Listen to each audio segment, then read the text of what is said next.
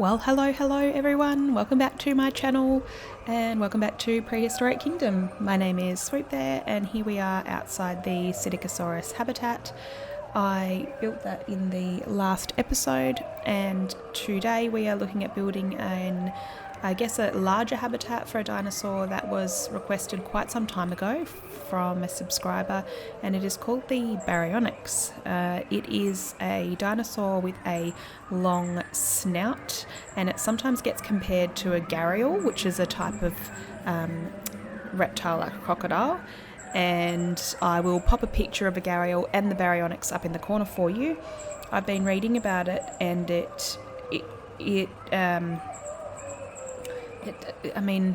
from what it says that it was discovered in 1983 by a British fossil collector, which I thought was kind of interesting.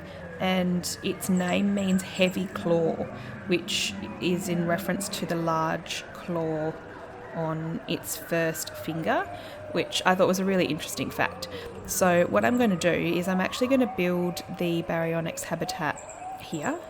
In this area here, because I want to utilise part of this river. I'm also going to expand the river slightly because it does kind of like watery, swampy areas from what I can see in pictures and what I've read.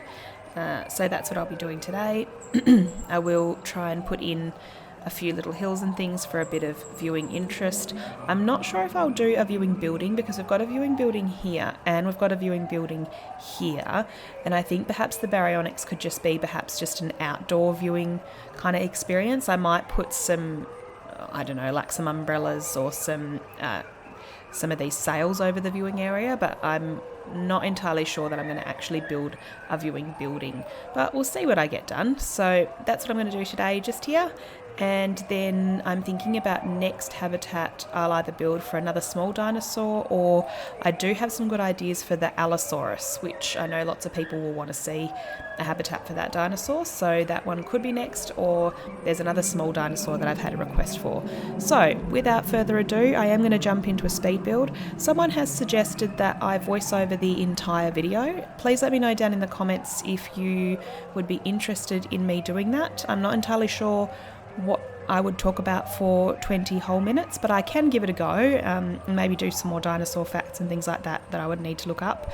But let me know what you think, if you enjoy just watching the speed builds with the music, if you like the music I'm selecting, or if you'd like to hear something different, let me know and I'd be happy for any suggestions. Okay, see you on the other side. Bye.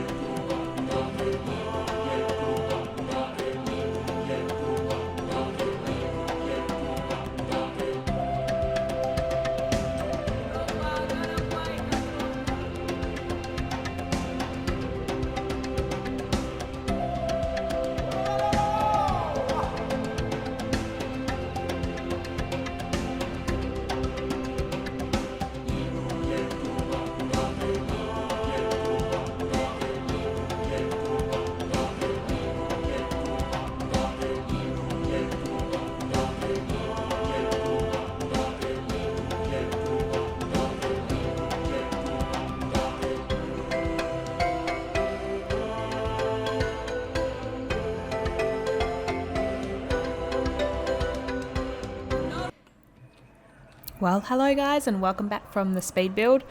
Whew, all I can say is that was a journey building this habitat for the Baryonyx. It crashed, I want to say, about 12 times. To be fair to the game, I'm not really expecting high performance because, I mean, it is alpha and this is a really big park.